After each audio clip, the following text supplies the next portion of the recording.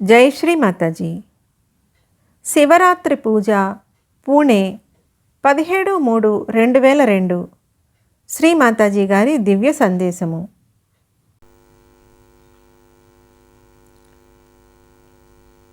Tonight we have gathered here to do Sri Shiv Puja.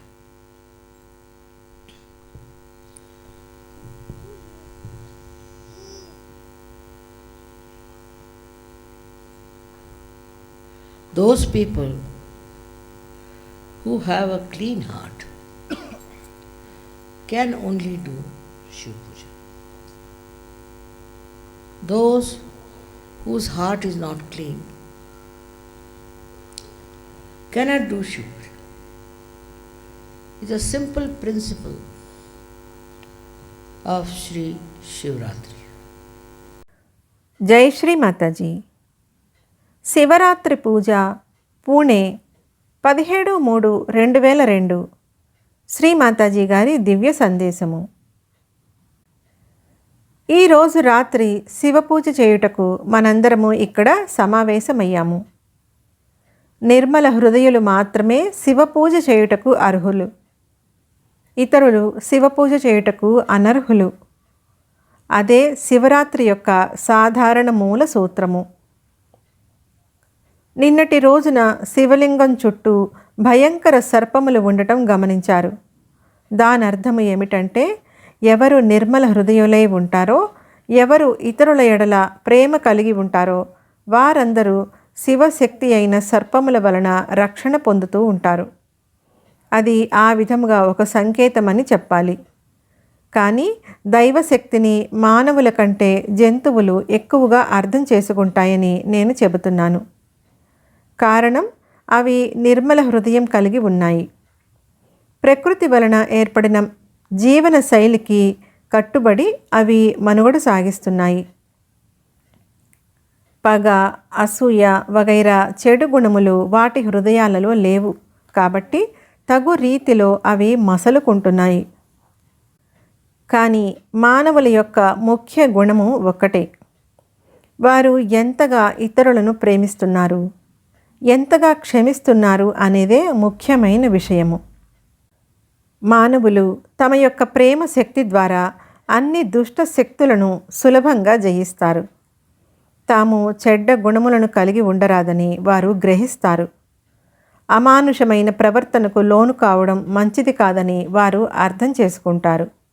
కాబట్టి వారు చెడు విషయాలలో తలదూర్చే ప్రసక్తి లేదు. ఆ విధంగా ఉండమని ఎవ్వరూ చెప్పరు.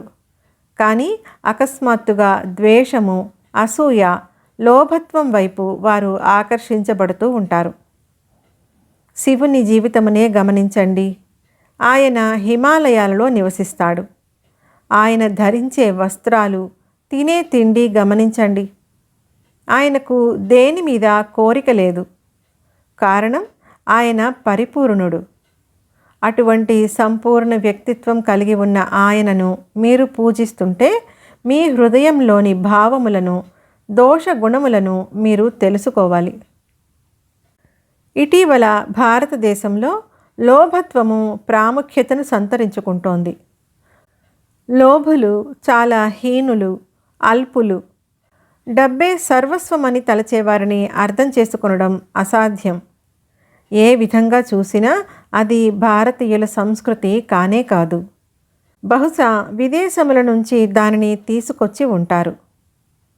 ప్రస్తుతము అటువంటి సంస్కృతి ఎల్లెడలా విస్తరిస్తూ అన్నిటికన్నా ధనమే ప్రధానమైపోయింది. శివుని గురించి ఆలోచించండి. ధనం గురించి ఆయన ఎన్నడూ ఆలోచించలేదు. దానినెప్పుడూ కోరలేదు. పటాటోపములకు, ప్రదర్శనలకు ఆయన చాలా దూరము. శివునికి, శక్తికి మధ్య వారి యొక్క వైఖరిలో చాలా వ్యత్యాసం ఉంది. కారణం ఏమిటంటే, శివుడు పరిపూర్ణమైన స్వేచ్ఛా వ్యక్తిత్వం కలవాడు. దేనిని పట్టించుకోడు. అపరాధులను నాశనపరుస్తాడు. అంతే. అటువంటి వారిని బాగు చేయాలని కానీ అభివృద్ధి పరచాలని కానీ అనుకోడు. కానీ శక్తికి అదంతా అవసరము. కారణం అటువంటి వారు ఆమె యొక్క సంతానం కనుక. మొత్తం విశ్వానికే ఆమె తల్లి. విశ్వమంతా ఆమెచే సృజించబడినది కావున సహజంగా ఆమె ఆందోళన చెందుతుంది. ప్రజలు అల్పమైన అర్ధరహితమైన విషయముల పట్ల ఆసక్తి చూపటాన్ని ఆమె ఇష్టపడదు. ప్రప్రథమంగా మానవులే ఆధిపత్యం కొరకు ప్రాకులాడటం మొదలుపెట్టారు. ఆ దిశగా అధికారం కొరకు వారు ఒక దేశం నుంచి మరి ఒక దేశమునకు వలస వెళ్ళారు. ఆ అధికారమంతా ఎక్కడికి పోయింది? అదంతా ముగిసిపోయింది. ఆ తరువాత చోటు చేసుకున్న పరిణామం ఏమిటంటే, వారి తదనంతరము వారి యొక్క పద్ధతులను ఇతరులకు సంక్రమింపచేశారు. ఇప్పుడు ప్రజలు సిగ్గు విడిచి పిసినారులుగా ఉండటము సర్వసామాన్యమయ్యింది. అటువంటి వారికి జవాబు శివుడే. వారందరూ నాశనమవుతారు. ముందుగా నలుగురి ముందు అటువంటి వారందరూ బహిర్గతం చేయబడి చివరకు నాశనమునర్చబడతారు. మరొక విషయం ఏమిటంటే, మంచి నడవడిక గల వ్యక్తిని శివుడు గౌరవిస్తాడు. అలా కాక ఎవరైనా దుష్ప్రవర్తన కలిగి ఉంటే వారిని శివుడు విడిచిపెట్టడు. కానీ శక్తి సృష్టిస్తుంది, రక్షిస్తుంది, పోషిస్తుంది, పెంపకం వహిస్తుంది. కానీ శివుని పని నాశనపరచటమే. ఆయనకు వినాశన కార్యక్రమము చాలా ముఖ్యమైనది. శక్తి వద్ద ఇటువంటి గుణములు లేవు. ఆమె రాక్షసులను అంతమొందించవచ్చును, కానీ శివుడు దేశాలకు దేశాలనే నాశనపరచగలడు.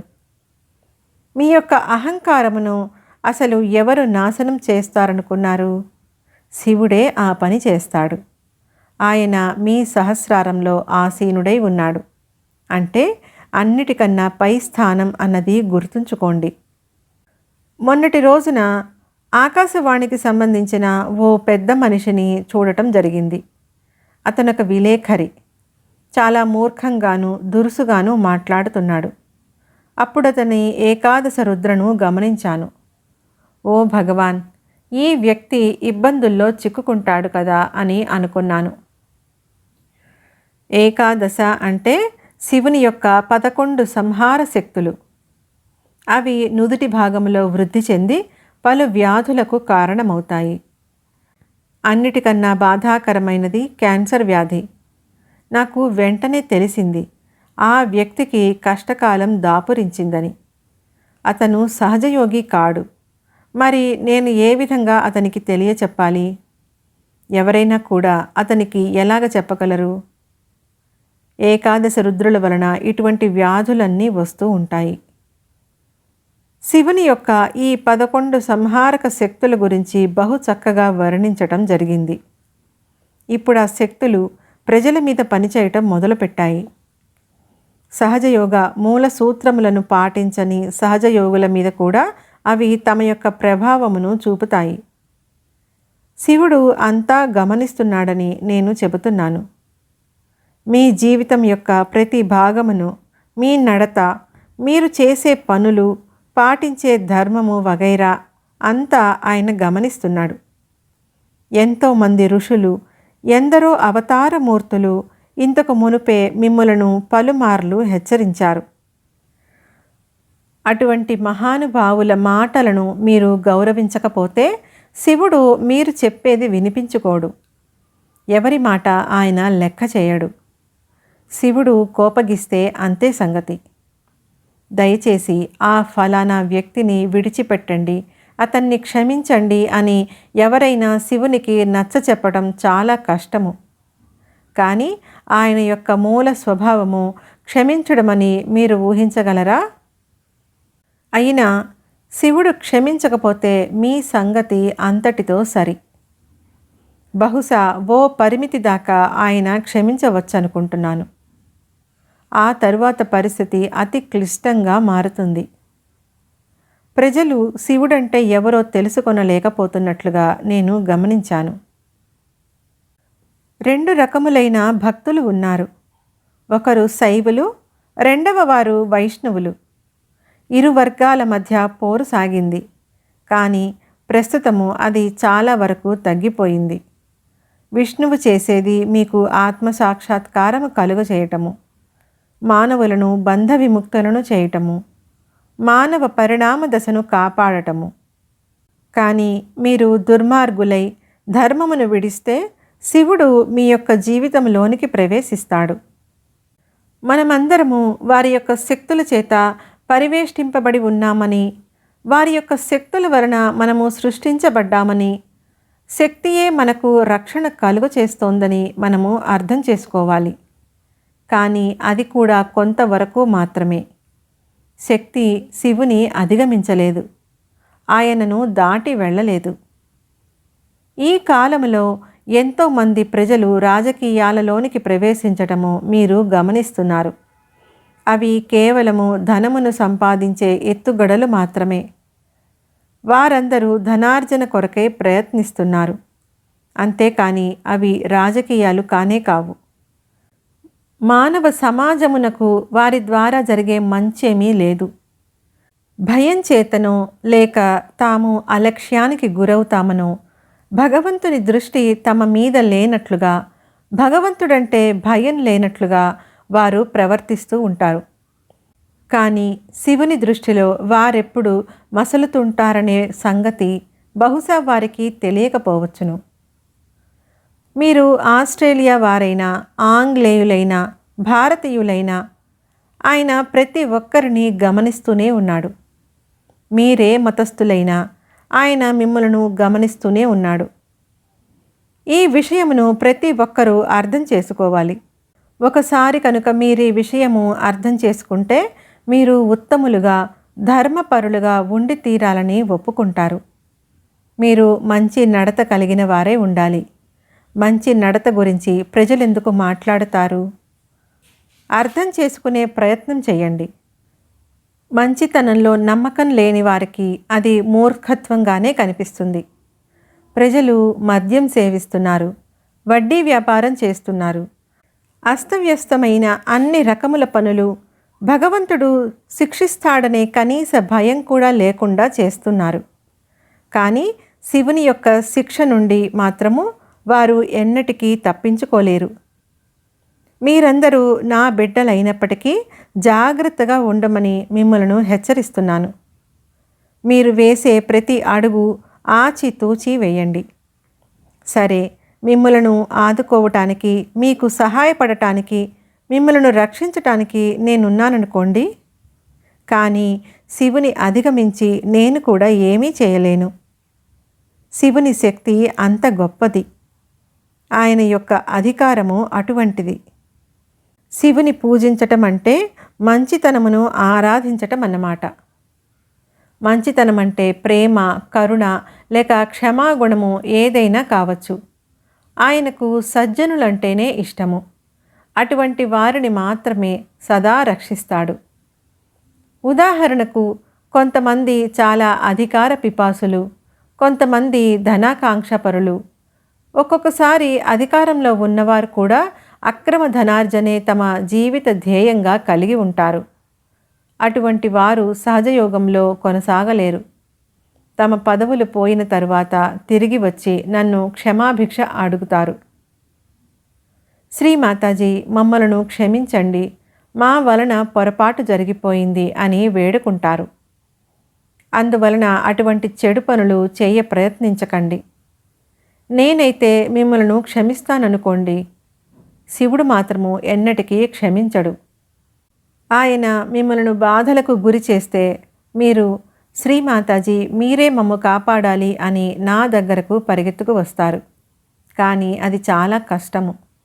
ఆయన పట్టు నుండి విడిపించటము చాలా కష్టము. అయినా ఆయన చాలా క్షమాగుణం కలిగినవాడు. ఆయన మిమ్మలను క్షమిస్తాడు, నా కారణంగా కూడా క్షమిస్తాడు. కానీ క్రమేపీ ఆయన స్వాధీనంలోనికి వచ్చిన తర్వాత ఇక ఏ విజ్ఞప్తి పనిచేయదు, రక్షణ ఉండదు. నేను మిమ్మలను భయభ్రాంతులను చేయాలనుకోవటం లేదు, కానీ మీకు నిజాన్ని చెప్పాలనుకుంటున్నాను. ఇది సత్యము. మీరు మంచి మనుషుల్లా ఉండే ప్రయత్నం చేయండి. మీరు నిజంగా సత్ప్రవర్తన కలిగిన వ్యక్తుల్లా మసలే ప్రయత్నం చేయండి. సహజయోగంలో కొంతమంది డబ్బు విషయంలో అనేక అక్రమాలకు పాల్పడుతున్నట్లుగా నాకు చెప్పారు. ఇంకా కొంతమంది చెడు ప్రవర్తన కలిగిన అమ్మాయిల వెంట పడటం, వారి వంక అదే పనిగా చూస్తుండటం లాంటి పాడు పనులు కూడా చేస్తున్నారని నాకు చెప్పారు. ప్రత్యేకంగా ఇటువంటి దుష్ప్రవర్తన పాశ్చాత్య దేశములను నాశనం చేసింది. భారతీయులు కూడా వారి నుంచి ఇవన్నీ నేర్చుకుంటున్నారు. కానీ ప్రస్తుతము మనలను మనము గౌరవించుకోవాలి. మిమ్మల్ని మీరు గౌరవించుకోకుండా తప్పుగా ప్రవర్తిస్తూ ఉంటే నేను మీ కుండలిని ద్వారా మాత్రమే మీకు సహాయపడగలను. కానీ మీ యొక్క చెడు ప్రవర్తన మితిమీరితే మాత్రము ఏకాదశ రుద్రులు మిమ్మల్ని పట్టుకుంటారు. అందులో సందేహం లేదు. అది మీ నుదుటి మీద ఉన్న అతి పెద్ద అడ్డంకి. ఈ కాలంలో ఏకాదశ రుద్ర శక్తివంతంగాను చురుగ్గాను పనిచేస్తోంది. నివారణ సాధ్యం కాని అనేకమైన భయంకర రోగములన్నింటికీ ఏకాదశ రుద్రే కారణము. అదేవిధంగా ఆవహింపబడటం వలన బాధలు పడేవారు కూడా ఉన్నారు. ఈ మధ్య అధికమైన బాధతో ఉన్న ఒక వ్యక్తిని నేను చూడటం జరిగింది. అతనిపై ఏకాదశ రుద్ర పనిచేస్తున్నది.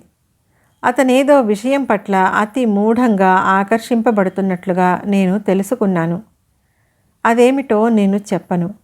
కానీ మనకు తెలిసిన ఈ విషయాలు సరైనవి కావు. ప్రతి మతంలోనూ పనికి మాలిన అభిప్రాయములను ప్రచారం చేసేవారున్నారు. వాటి గురించిన విచక్షణ జ్ఞానము మీలో లేకపోతే మీకెవ్వరూ సహాయపడలేరు. మంచి చెడ్డల తారతమ్యం గురించి మీకు పూర్తి అవగాహన ఉండాలి. అప్పుడు శివుడు మీ వైపు ఉంటాడు. అలా కాక పనికి మాలిన వ్యవహారాలలో మీరు తలదూరిస్తే మాత్రము అది మీ స్వయం వినాశనానికి దారి తీస్తుందని నేను హెచ్చరిస్తున్నాను. కానీ స్వయం వినాశకారి శివుని యొక్క శక్తియే. మనం అనుకునే ఆత్మ ఇక్కడ శివుని యొక్క శక్తియే అని గ్రహించండి. శివభగవానుడు అనేక విధాలుగా నాశనపరుస్తాడు. మీ పేరు ప్రతిష్టలు దెబ్బతినవచ్చు, రోగములు రావచ్చు, ధనం పోవచ్చు. అటువంటిదేదో జరిగి సర్వము పోయి చివరకు మరణం కూడా సంభవించవచ్చు. మరణశయ్యపై ఉన్నవారు కూడా ఆమెకే డబ్బు వస్తుంది, అతనికి ఎలా డబ్బు వస్తోంది, ఇది అది అని ఆ విధంగా డబ్బు గురించి మాట్లాడటం నేను గమనించాను. అది అతి సాధారణమైన విషయము. కానీ మీరు శివుని గమనిస్తే ఆయనకు ఆస్తిపాస్తుల్లాంటివేమీ లేవు. ఆయన దేనిని ఆశించడు. ఆయనకు మీరేమి సమర్పించినా దానిని ఆయన తీసుకోకుండా శక్తికి అందచేస్తూ నీ ఇష్టం వచ్చినట్లుగా చేసుకో అని చెబుతాడు. మీకు ప్రయోజనం చేకూర్చటానికి, మిమ్మల్ని సంతోషపరచటానికి ఆమె మీకు సర్వము సమకూరుస్తోంది. కానీ శివుడు పట్టించుకోడు. కానీ ఈ విషయంలో మీరు శివుడిని ప్రసన్నుణ్ణి చేసుకోవాలి.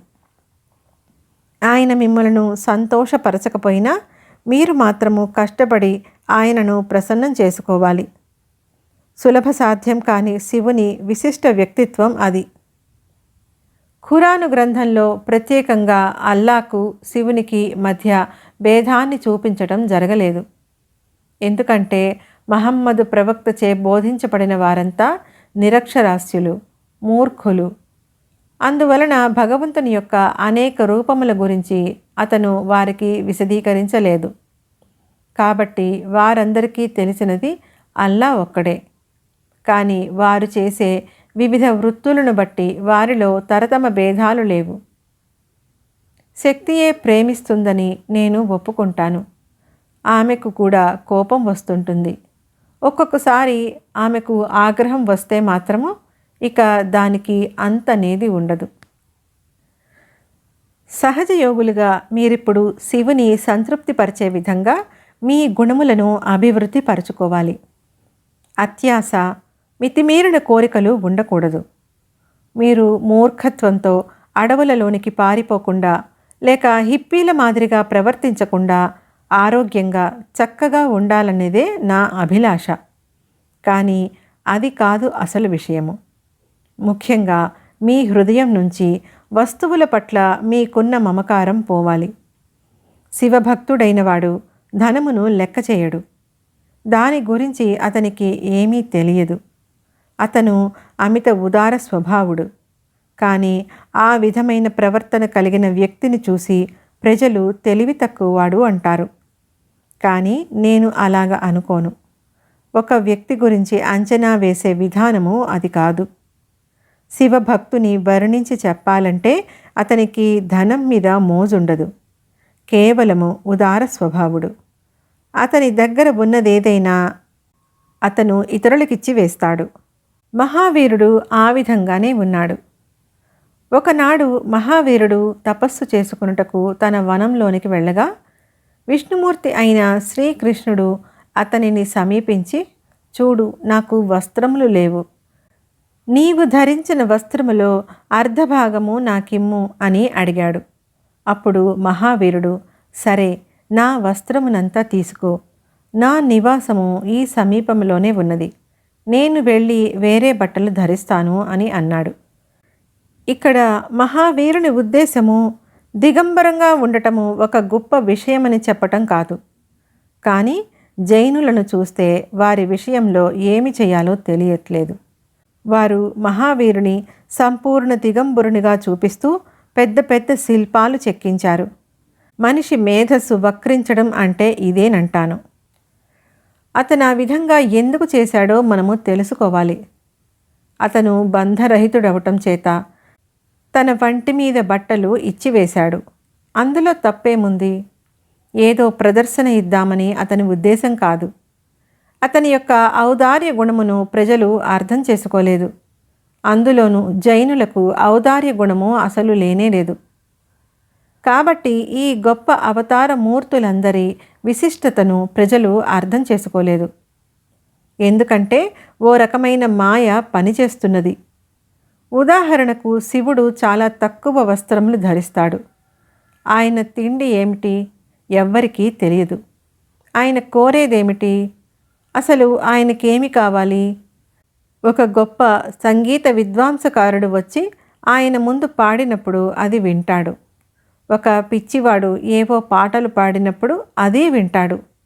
ఆయన వాటిని పట్టించుకోడు. సంగీతంలోని వివిధ స్వరాలు, రాగాల గురించి ఆయనకు శ్రద్ధ లేదు. అవి సరిగ్గా ఉన్నాయా లేదా అన్నది ఆయనకు అక్కరలేదు. వీటన్నింటికీ అతీతుడు. ప్రతి విషయం గురించి మనకున్న పద్ధతులన్నింటికీ అతీతుడు.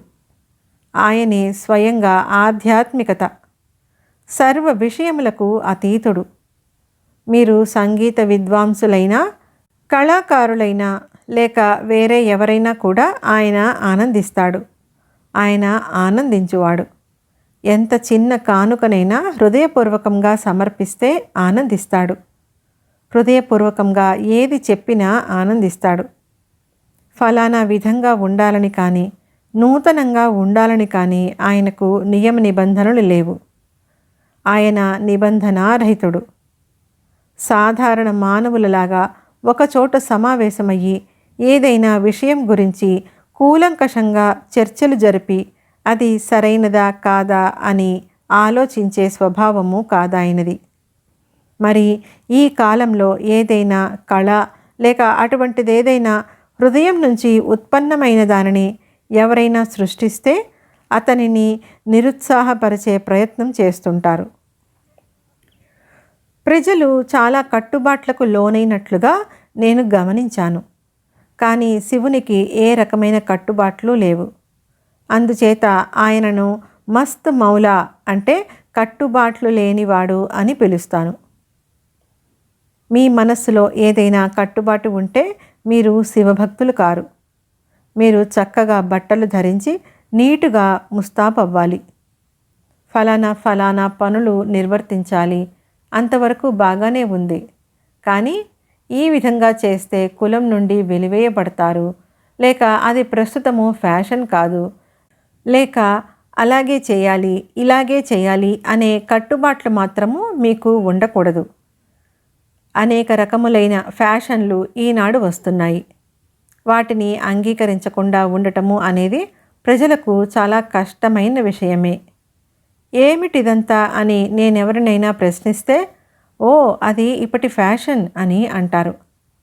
ఈ ఫ్యాషన్ల వెనుక ఎవరైనా దేవుడు ఉన్నాడా? లేక ఏ దేవతైనా ఈ ఫ్యాషన్లు నేర్పుతోందా? ఫ్యాషన్లు ఈ రోజు వస్తాయి, రేపు మాయమవుతాయి. కాబట్టి నేను చెప్పేదేమిటంటే, మీరు శివుని ఆరాధింపదలిస్తే నిబంధనలు లేకుండా ఉండాలి. మీరు సహస్రార ప్రపంచంలో నివసిస్తున్నారు.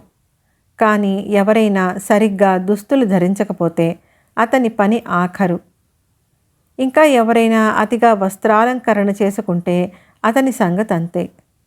ప్రతి ఒక్కరిని విమర్శించే శక్తి సామర్థ్యాలు మనుష్యులకున్నాయి. ప్రతి వ్యక్తిని విమర్శించాలనేది ఒక ప్రాథమిక సూత్రం కాదు. ఎందుకంటే మీ చేతులలోని చైతన్య లహరిని పరిశీలిస్తే ఈ సంగతి మీకు అర్థమవుతుంది. కాబట్టి కేవలము ఇది ఫ్యాషన్ కాదు, అది ఫ్యాషన్ కాదు అనే విమర్శలు చైతన్య తరంగములను అనుసరించి ఉండవు. శివుని యొక్క ఫ్యాషన్ ఏమిటో నాకు చెప్పండి. ఆయనకేమైనా ఫ్యాషన్లు ఉన్నాయా? మీరేమిచ్చినా సంతోషిస్తాడు, ఏమి ఇచ్చినా తింటాడు. సంపూర్తిగా అభినందించే మనస్తత్వం ఆయనది. కారణం ఆయన ఆనంద స్వరూపుడు. ఆయనే శాంతి, ఆయనే ఆనందము. మీరు శివుని ఆరాధించేవారైతే మీలో ఏ రకమైన కట్టుబాట్లు ఉండకూడదు. సాధారణంగా నేను కూడా అతి సామాన్యమైన చీరలనే ధరిస్తాను. అప్పుడు ప్రజలు నేనొక పేదరాలినని అనుకోవటం జరుగుతుంది. నేను పేదరాలనే. కారణము నేను డబ్బు గురించి అస్సలు పట్టించుకోను. అది నాకు ముఖ్యం కాదు. శివుడు చాలా పేదవాడు, పేద దేవుడు అని మనము తెలుసుకోవాలి. ఆయన ఏ అలంకారములు ధరించడు. ఆయన మామూలు రూపముతో మాత్రమే ఉంటాడు. ఎందుకంటే ఆయన సచ్చిదానంద స్వరూపుడు. శివభక్తుని యొక్క మరొక లక్షణం ఏమిటంటే అతను ఆనందంగా ఉంటాడు. అతనేమి చూసినా, ఎటువంటి వ్యక్తిని కలిసినా అన్ని విషయములలోనూ ఆనందంగా ఉంటాడు. దానిని మీరు ఆచరణలో పెట్టగల ఏకైక మార్గం ఏమిటంటే ఇతరులను విమర్శించే మానవ నైజమును మీరు త్యజించాలి. ఉదాహరణకు ఇంగ్లీష్ వారు భారతీయుని ఇంట్లోకి ప్రవేశిస్తే నాకది నచ్చదు అంటారు. ఏమి నచ్చలేదు అని అడిగితే మాకు ఆ తివాసీ నచ్చలేదు అని జవాబిస్తారు.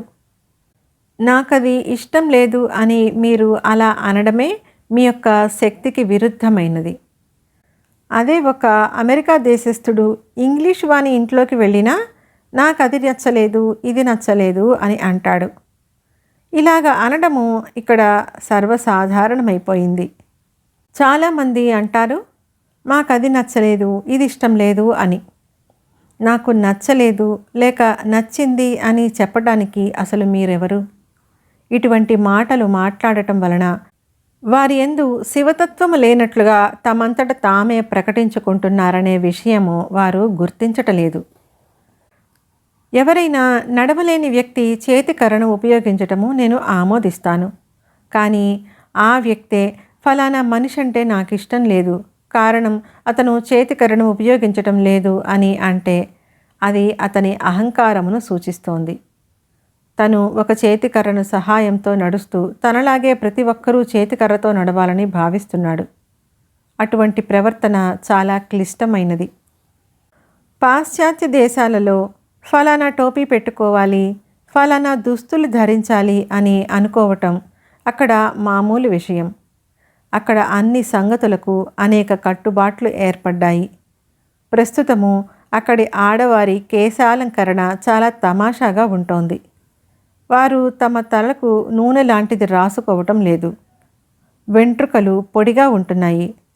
ఎవరైనా వారిని చూడటానికి వస్తుంటే అప్పుడు వారు తమ వెంట్రుకలను శుభ్రపరుచుకుంటున్నారు.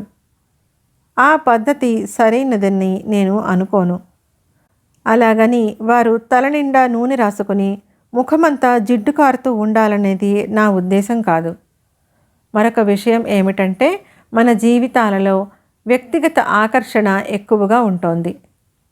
ప్రజలలో మన యొక్క ముద్ర ఉండాలని మనము కోరుకుంటాము. మన వస్త్రధారణ ఇతరుల మనస్సుల్లో హత్తుకోవాలని చూస్తుంటాము. సరే, ఆ విధంగా అవి ఆకర్షించాయని అనుకుందాము. అయితే ఏమిటంట, మీరు ఎటువంటి వస్త్రధారణ చేసుకున్నా లేక ఏ దేశమునకు చెందినవారైనా ఒక పాము కనుక మిమ్మల్ని సమీపించిందంటే అది ఎలాంటి విచక్షణ చూపకుండా మిమ్మల్ని కరుస్తుంది. కాబట్టి శివభక్తునికి ఇటువంటి గుర్తింపుల యొక్క ఆవశ్యకత లేదు. అతను ఆనంద పారవస్యంలో సంపూర్ణంగా మునిగి తేలుతూ ఉండాలి. ఇక కేశాలంకరణ, వస్త్రాలంకరణ విషయానికి వస్తే అందులో వారు అంత ఎక్కువగా ఎందుకు శ్రద్ధ కనబరుస్తున్నారో నాకు తెలియదు. వీటన్నింటి వలన వారు సాధించినదేమిటి? ఏమీ లేదు. వారు పేరు ప్రఖ్యాతులు గడిస్తారా? అయినా ఇటువంటి పై మెరుగుల మూలంగా వచ్చే పేరు ప్రఖ్యాతుల వలన వనగూడే ప్రయోజనం ఏమిటి? మామూలు మనుష్యుల మాదిరిగా కాకుండా సహజయోగులుగా మీరు గౌరవనీయులుగా ప్రవర్తించాలి. మీ మీద మీకు గౌరవం ఉండాలి. మీరు సహజయోగులు, శివభక్తులు. మనము ఏమీ పట్టించుకోము, దేనిని లెక్క చేయము. ఏది ఏమైనప్పటికీ శివుడు మనలో ఉంటాడు. మనము అతని శక్తి అయిన కుండలిని యొక్క కాంతితో ప్రకాశిస్తూ ఉంటాము. మీరు చాలా చక్కటి దుస్తులు ధరించి ఉండవచ్చును, మీరేదైనా కావచ్చును. మీ యొక్క చైతన్య తరంగములు బాగుగా లేకపోతే ప్రయోజనం ఏమిటి? మీరు ఎదుటి వ్యక్తులను వారి యొక్క చైతన్య తరంగముల ద్వారా తెలుసుకోకుండా పనికి మాలిన వారి వస్త్రాలంకరణ, గడ్డము, మీసాలు చూసి వారికి విలువనిస్తారా? సహజయోగంలో మీరు విలువలనిచ్చే పద్ధతి సహజ సిద్ధముగా ఉండాలి. చాలామంది చెబుతూ ఉండటం నేను గమనించాను. వారి ఇల్లు నాకు నచ్చలేదు, నాకు అది ఇష్టం లేదు, ఇది ఇష్టం లేదు అని. అసలు నాకు ఇష్టం లేదు అనే వాక్యము సహజయోగులకు నిషిద్ధమైనది. ఆ విధంగా మాట్లాడకూడదు. మీకు దేని మీదైనా అయిష్టత ఉంటే మీరు సహజయోగి కాదు. ఇంకా ఎవరైనా అసహజంగా ప్రవర్తిస్తూ నాకు ఇష్టం లేదు అని చెప్పటం వలన వారు పొందే లాభం ఏమిటి? అది పూర్తిగా నిష్ప్రయోజనమైనది. కానీ ఆ విధంగా సహజయోగంలో కొందరు మాట్లాడి నాకు ఎన్నో సమస్యలు తెచ్చిపెట్టారు. కారణం, వారు మిక్కిలి స్వార్థపరులు. ఫలానా వ్యక్తి చెడ్డవాడు, ఆ స్త్రీ మంచిది కాదు, ఈ వ్యక్తి ఇలాగా, ఆయన అలాగా. ఇవి విని నేను ఒక్కొక్కసారి ఆశ్చర్యపోతాను. ఎందుకంటే చెడ్డగా చెప్పబడ్డ ఆ వ్యక్తులు నా దగ్గరకు వచ్చినప్పుడు వారు చాలా ఉత్తములని నేను తెలుసుకొని ఆశ్చర్యపోయాను. అయినా ప్రజలు తమ స్వార్థం తాము చూసుకుంటున్నారు. ఉదాహరణకు, కొంతమంది సభలు, సమావేశములు, పూజల గురించి పట్టించుకోరు. వాటికి రానే రారు. కారణం, వారికి వేరే పనులున్నాయి. సంవత్సరానికి మొత్తం మీద 11 పూజలు ఉన్నాయి. అయినా వారు రారు. వారికి తీరిక చిక్కదు. కనీసము ఒక్క పూజకైనా మీరు రావాలి. శివభక్తులు పూజలను తప్ప మరి దేనిని ఆనందించలేరు. వారికి ఇంకేమీ అవసరం లేదు. వారి శరీరమంతా శివభక్తితో చైతన్యవంతమై ఉంటుంది. వారికి అతి ముఖ్యమైన పని పూజలే.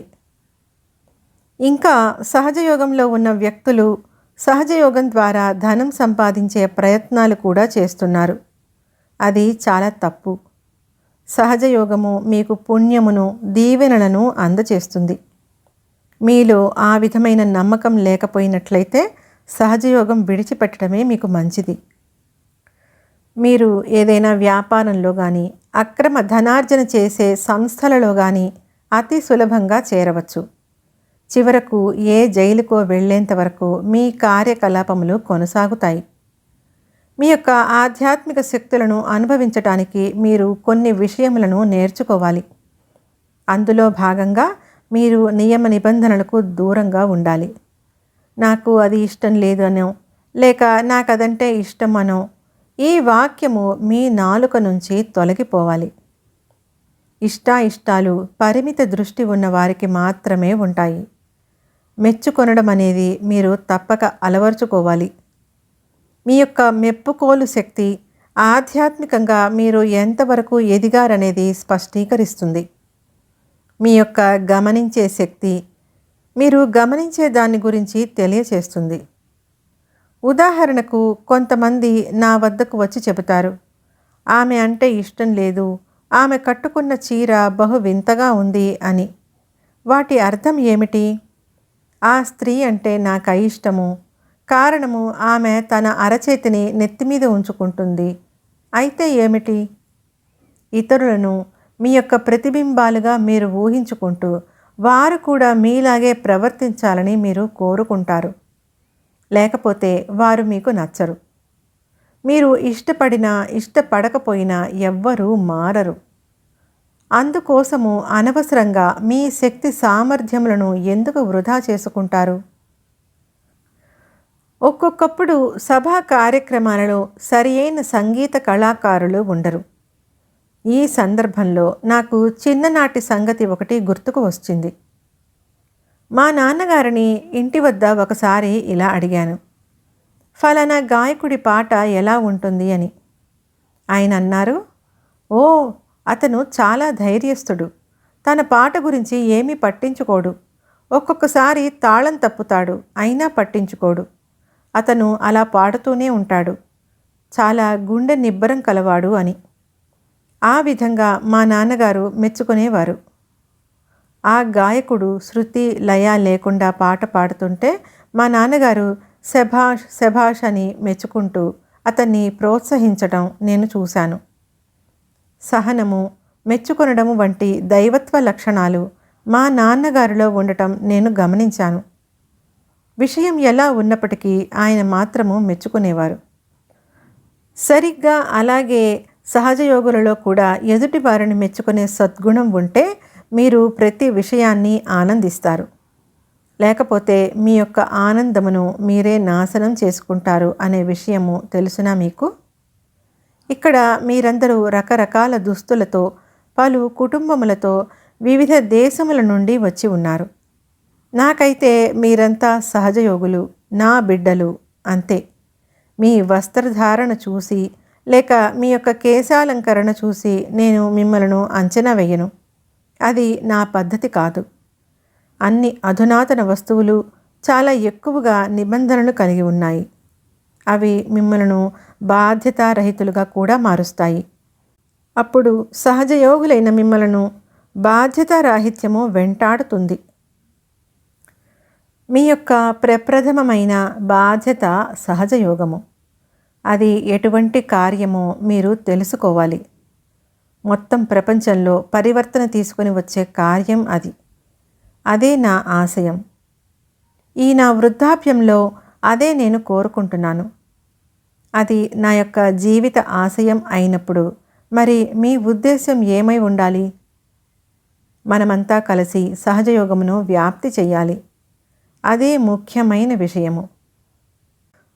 మిమ్మలను పునరుద్ధరణ చేసి శక్తివంతులుగా మార్చుటకే మిమ్మలను పూజలకు ఆహ్వానిస్తున్నాను. కానీ అటువంటి గొప్ప ఆశీర్వచనములు పొంది ఇంట్లోనే కూర్చుండిపోతే దాని వలన ప్రయోజనం లేదు. మీరు సహజయోగమును వ్యాప్తి చేయాలి. కాబట్టి సహజయోగులందరి ప్రథమ కర్తవ్యము ఏమిటంటే సహజయోగమును వ్యాప్తి చేయటము. అసలు ఎంతమందికి మీరు ఆత్మసాక్షాత్కారము కలుగచేశారు? సహజయోగం గురించి ఎక్కడ మాట్లాడారు?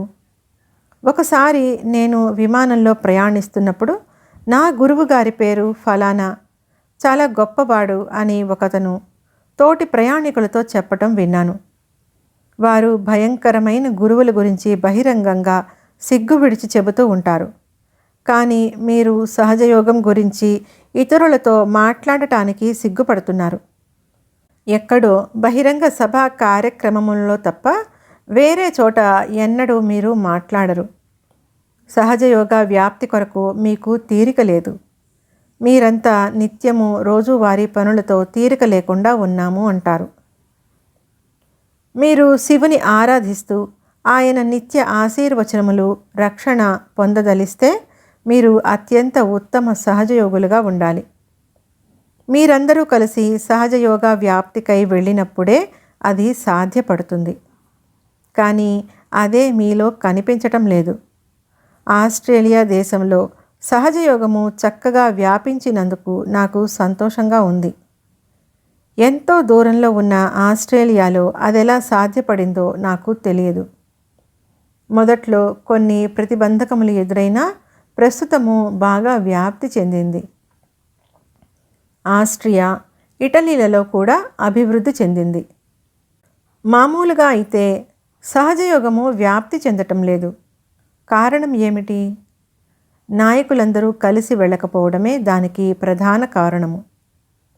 ఉదాహరణకు ఇంగ్లాండ్లో నేను అన్ని ప్రాంతాలు పర్యటించాను. అక్కడ చాలా తక్కువ మంది సహజయోగులు ఉన్నారు.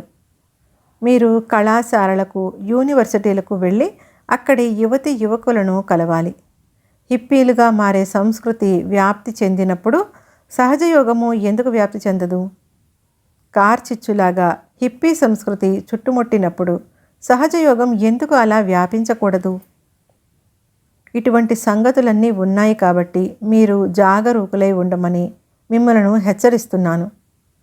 మీరు ఆత్మసాక్షాత్కారము పొందితే దానిని ఇతరులకు ఇవ్వటము, సహజయోగమును వ్యాప్తి చేయటము లాంటి బాధ్యతలు మీ మీద ఉన్నాయి. మీరది చెయ్యలేకపోతే ఇక భగవంతుడే దిక్కు. మీకు నేను చెప్పేదేమీ లేదు. నేను సహజయోగం కొరకు ఏమి చేశాను, సహజయోగం నుంచి ఏమి పొందాను అని మీరు ఆత్మ పరిశీలన చేసుకోవాలి. ఈరోజు శివ పూజ తరువాత మీలోని శివతత్వములకు మీరు అర్పణాభావంతో ఉంటారని నేను విశ్వసిస్తున్నాను. శివతత్వములు అలజడి సృష్టించవు. అవి చాలా దృఢమైనవి, శక్తివంతమైనవి. మీరు అర్చించాలి, శరణాగతి పొందాలి. ఇదే అన్ని పనుల కన్నా, అన్ని కార్యక్రమముల కన్నా ఉన్నతమైనది. ఇక నా ప్రసంగమును ఇంతటితో ముగిస్తూ, శివతత్వము వైపు మీరు పరివర్తన చెందినట్లుగా శివుడు తన యొక్క దీవెనలను మీకు అందివ్వాలని కోరుతున్నాను. శ్రీ సదాశివుడు మిమ్మలను ఆశీర్వదించుగాక. జై శ్రీ మాతాజీ.